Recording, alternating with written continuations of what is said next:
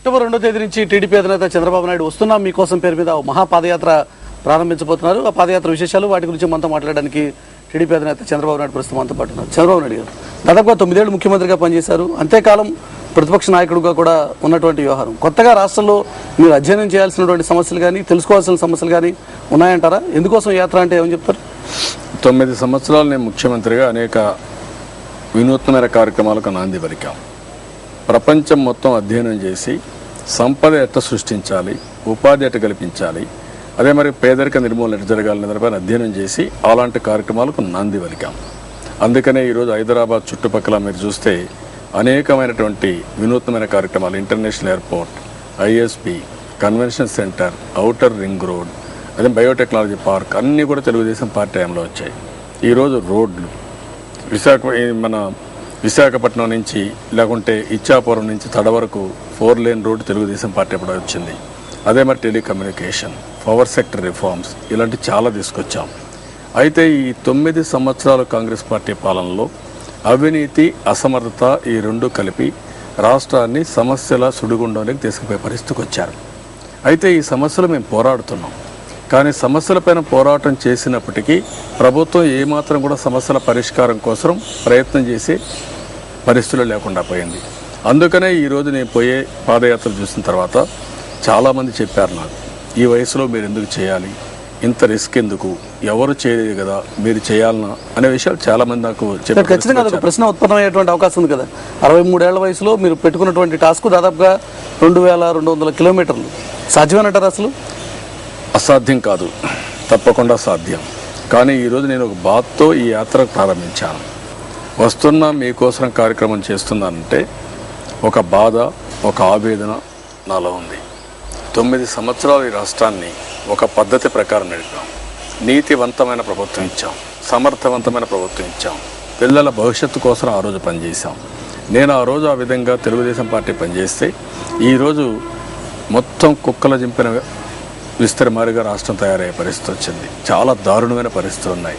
ఇవి చూసిన తర్వాత నాలో ఒక బాధ, కసి రెండు వచ్చి మళ్ళీ ఈ రాష్ట్రాన్ని కాపాడుకోవాలి, ప్రజానీకానికి అండగా నిలబడాలని ఏకైక ధ్యేయంతో నేను ఈ యాత్రకు ప్రారంభించాను.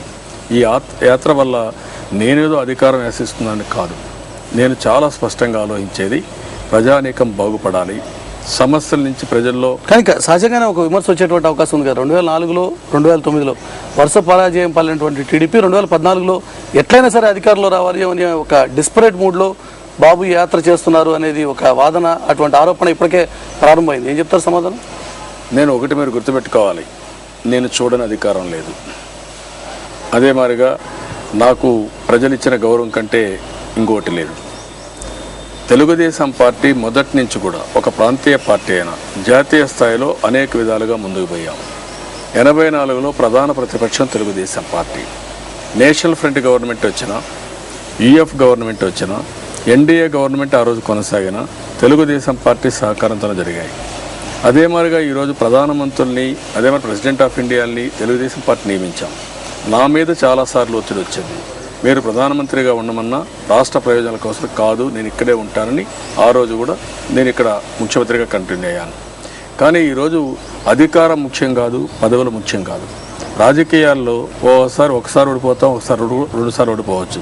కాంగ్రెస్ పార్టీ 2వ సారి ఓడిపోయి 2004లో గెలిచారు, 94లో ఓడిపోయారు, 99లో ఓడిపోయారు, 2004లో గెలిచారు. కేంద్రంలో కూడా 10 సంవత్సరాలు కాంగ్రెస్ పార్టీ అధికారం లేదు. ఈ విషయం మనం గుర్తుపెట్టుకోవాల్సిన అవసరం ఉంది. అయితే ఇక్కడ అధికారం కంటే ప్రజల సమస్యలు ముఖ్యం, అదే మరి ప్రజల ఇబ్బందులు ముఖ్యం. నేను ఒక రాజకీయ నాయకుడిగా నన్ను గౌరవించిన ప్రజానీకానికి ఈరోజు కష్టాల్లో ఉన్న ప్రజల కోసం నేను ఈ యాత్ర ప్రారంభించాను. మీరు చెప్పినది కష్టతరం, చాలా సమస్యలు ఉన్నాయి. అయినా కూడా ప్రజల్లో ఒక చైతన్యం తేవాలి, భావితరాల భవిష్యత్తు కాపాడుకోవాలి, ఏదైతే పోయిన పరువు, రాష్ట్రం పరువును మళ్ళా కాపాడాలి అనే ధ్యేయంతోనే నేను ఈరోజు కార్యక్రమాన్ని చేపట్టడం జరిగింది. నాకు అధికారం అంటారా, అది సెకండరీ. ఒకసారి ఆలోచిస్తే అధికారం కూడా రావాలి, అధికారం ద్వారానే ప్రజలకు మళ్ళా సమస్యల పరిష్కారం చేస్తాం. దానికంటే ఈ రాష్ట్రాన్ని కాపాడుకోవాలనే తపంతోనే నేను ఈ పాదయాత్రకు సంకల్పించాను. అయితే ఈ సందర్భంలోనే ప్రజానికానికి సంబంధించిన అనేక సమస్యల మీద అపోజిషన్ లీడర్గా మీరు ఇప్పటికే గడిచిన 9 ఏళ్ళుగా ఫైట్ చేస్తూనే ఉన్నారు. కొత్తగా ప్రజల సమస్యలు ఇంకా తెలుసుకోవాల్సినవి ఉన్నాయని మీరు అనుకుంటున్నారా, లేకపోతే మీరు టచ్ అయినటువంటి ఇష్యూస్ ఇంకా ఏమైనా మిగిలిపోయాయి అనేటువంటి ఫీలింగ్ ఏమైనా మీకుందా? మీలో చాలా ఇది ఒక బాధ్యత కలిగిన మీడియాగా నేను అడుగుతున్నా.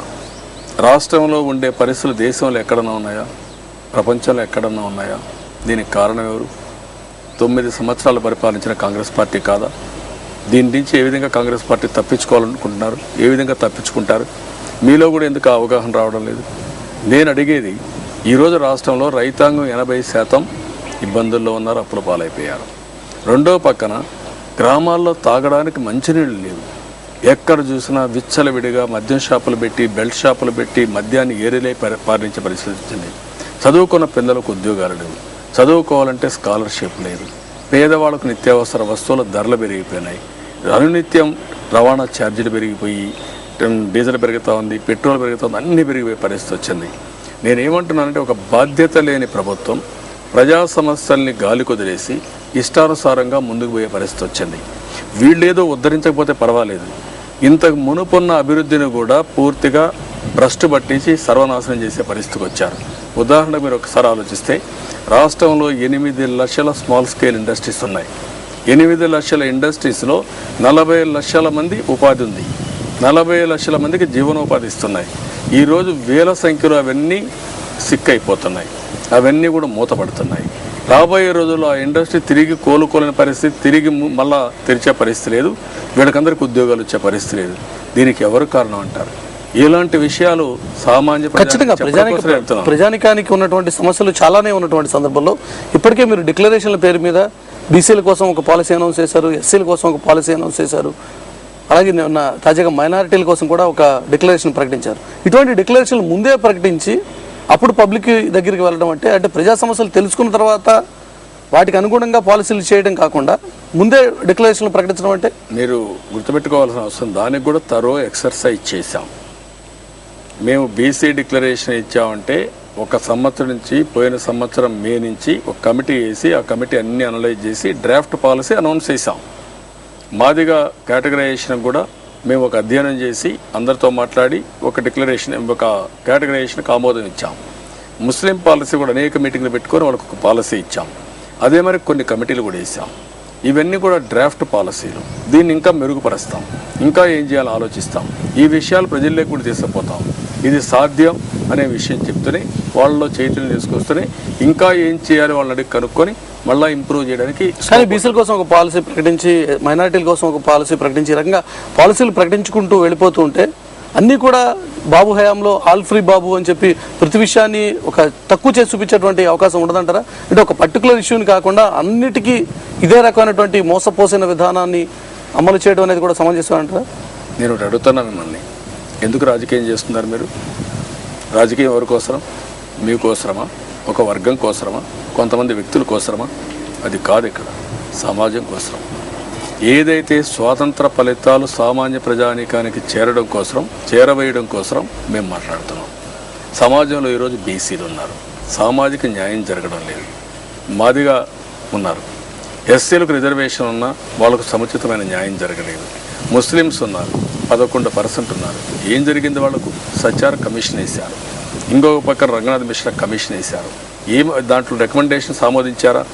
అంటే మీరు గుర్తుపెట్టుకోవాల్సింది, సమాజంలో బడుగు బలహీన వర్గాలకు తెలుగుదేశం పార్టీ అండగా ఉంటాం. కాంగ్రెస్ పార్టీ ఏదైతే మోసపూరితమైన పాలసీస్తో ముందుకు పోయి అణగదొక్కే విధానం అవలంబించారో దాన్ని ప్రజల్లో చైతన్యం తీసుకుంటారు. కానీ మీరు అనౌన్స్ చేస్తున్నటువంటి వేల కోట్ల రూపాయల ప్యాకేజీలు, లేకపోతే అధికారులకు వస్తే ఈ రకంగా చేస్తామని చెప్పడం అనేది ప్రాక్టికల్గా సాధ్యమైనటువంటి అంశాలేనంటారా? ఇంత పెద్ద రిసోర్సెస్ ప్రస్తుతం రాష్ట్రం పులప్ చేసేటువంటి పొజిషన్లో ఉందంటారా? మీరు ఒకటి గుర్తుపెట్టుకోండి, ఈరోజు ఈ రాష్ట్రంలో జరిగిన అవినీతి, ఈ దేశంలో జరిగిన అవినీతిని అరికట్టగలిగితే నేను చెప్పిన పాలసీలని అసాధ్యం కాదు. నేను ఆ రోజు 2020 విజన్ కూడా తయారు చేశాను. మీరందరూ అసాధ్యం అనుకున్నారు. 30 ఇంజనీరింగ్ కాలేజీలు ఉన్నాయి, 350 ఇంజనీరింగ్ కాలేజీలు చేశాం. ఆ రోజు ఉద్యోగాలు రాలేదన్నారు. 2వ సంవత్సరం కాలేజీలో ఉంటే ఉద్యోగాలు ఇప్పించి ప్రపంచం మొత్తం పోయే పరిస్థితికి వచ్చారు. ఎట్లా జరిగాయంటారు ఇవన్నీ? ఆ రోజు నేను టెలికమ్యూనికేషన్ మాట్లాడితే తెలియదు అనుకున్నారు. ఈరోజు గొడ్లు కాసే గొర్రెల కాపరు కూడా సెల్ ఫోన్ వాడే పరిస్థితికి వచ్చింది. ఆ రోజు రోడ్లో ఈ మాదిరిగా వస్తాయంటే ఎవరు ఊహించలేదు. ఎట్లా వస్తాయి రోడ్డు అని అడిగారు. ఈరోజు బ్రహ్మాండంగా వచ్చాయి.